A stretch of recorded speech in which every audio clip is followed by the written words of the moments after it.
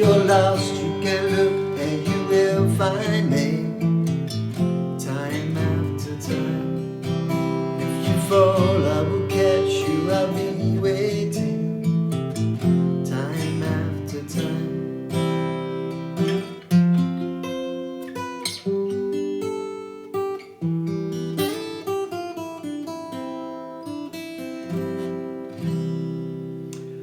Hi, welcome back to another One Chart lesson.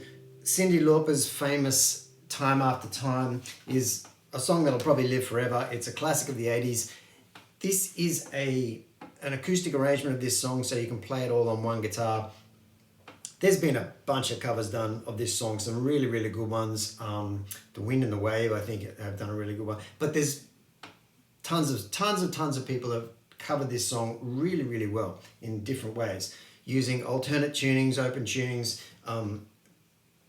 what have you. But this is a pretty simple standard tuning acoustic arrangement of it that kind of lets you get the essence of everything that you are hearing in this song, hopefully. See what you think. Let me know in the comments, because I'm always keen to hear whether people think that I've kind of captured the important parts of a song. See what you think of it, and please let me know. So yes, you can play this song in very simple chords using your open F, your open G, A minor, C.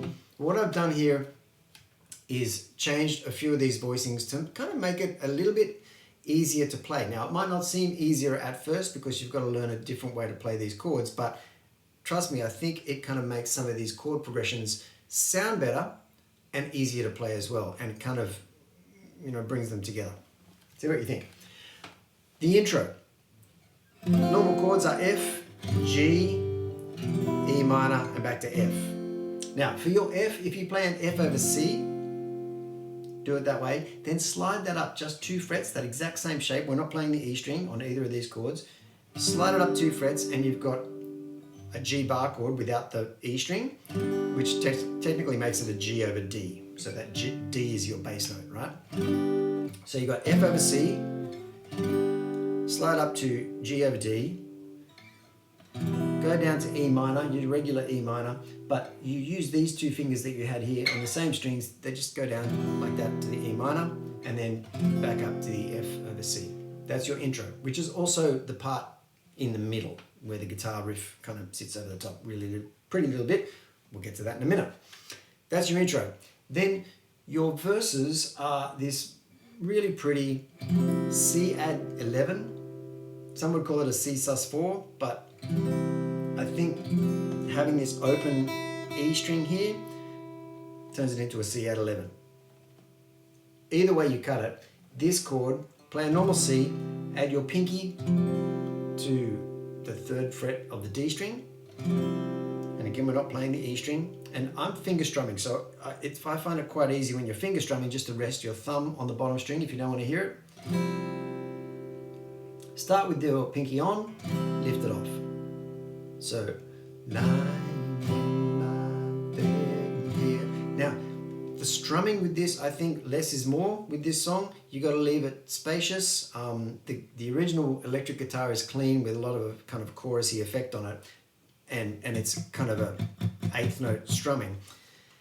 That is less effective, I think, when you're on your own on the guitar. I think you've got to leave a bit of space around this song, but you can also do this. Lying in your bed, hear the clock tick and think of you. Either way you cut it, that's the chord. They're the chords you're using, right? 8 bars of that. C add 11 to C. C add 11 to C. Right? The bridge is these chords again. F over C. You say. So all these chords here, I'm calling them by their simple name, but it's F over C, G over D, E minor, F, G, E minor for a whole bar, F, G, E minor, F. Then the first time we go through the bridge, at the end of that there's a bar that goes time after and leads you into verse 2. Okay? On your verse 2, you're doing the same thing, 8 bars of C add 11 back to C. Then the second time you hit the bridge, you don't have that bar at the end, what you do is you go straight into the chorus. So you go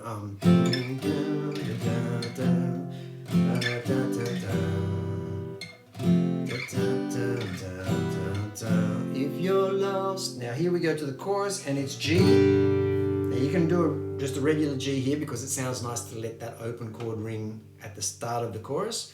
You can lost, you can look, and you will find me. Now when we hit the A minor, there's a great little bass riff that everyone hears, even if they don't know what they're listening to. There's the bass riff that goes, and you can actually play that simply enough over your A minor chord. So play your A minor, but spell out that little arpeggio if you can. Open A, 3rd fret A, 2nd fret D, 2nd fret G, 2nd fret D, 3rd fret A, back to open A. Then reach for that F over C, up to G over D, time after time, and finish on a normal open C chord. So it sounds like this.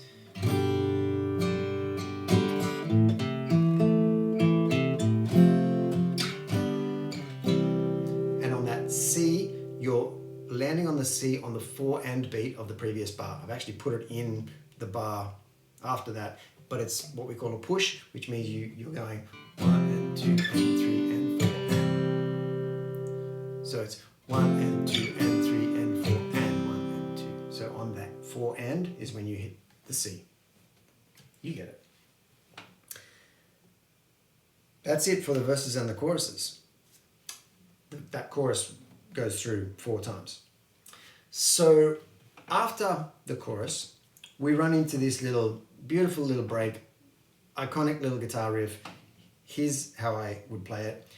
Go up to the 8th fret where your F is on the A string, and play. Start with this F sus2 shaped chord, right? Play the first 3 strings out of that chord, then hit the top E string,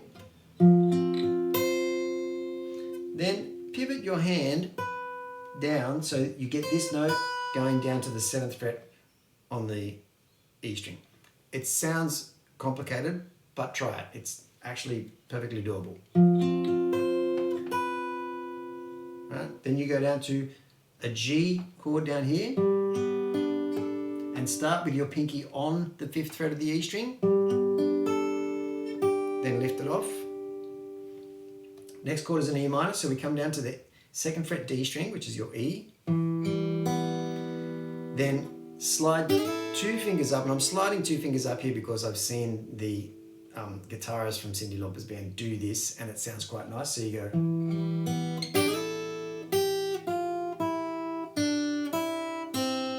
If you want to do something slightly different, you could go.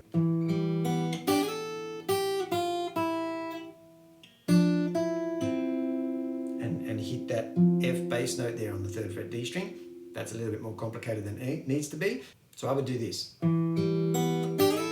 Once you slide those 2 notes up to the 5th fret, then just concentrate on the E string after that.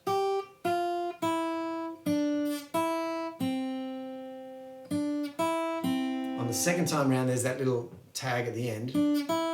So you see I've put 2 alternate endings for this little section. The first time through,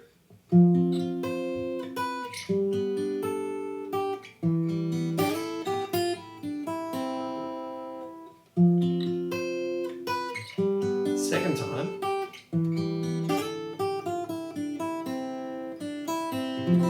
and you land on the C add 11 again into the next verse.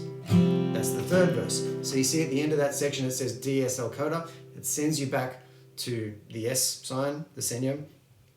We start verse 3, you go through that whole section again.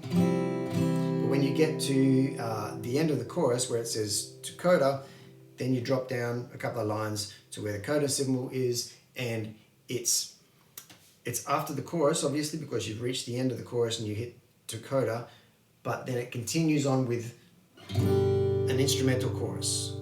And there's a bit of guitar over the top of that chorus, but I haven't put that in there. You just play through that chorus instrumentally. If you want to put something in there, then, you know, improvise and feel free and go for your life. But after that little instrumental chorus, it moves into the bridge again.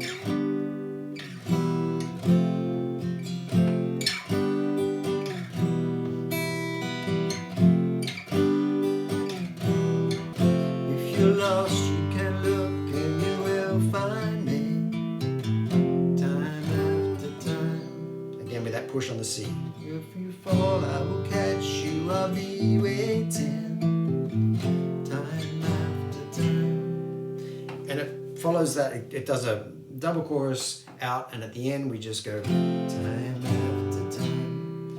You're just going F, G, C, but you're doing it better than that. F, G, C, time after time. And, you know, probably sounds nice to lean back onto normal open chords there right at the end when you're winding it down. That's the song. If you've got any questions or issues, or you think there's some improvements to be made there, please let me know. I'd love to hear from you. But thank you for watching, and that is a fantastic 80s song that hopefully you'll be able to get your fingers around now. Cheers, see you next time.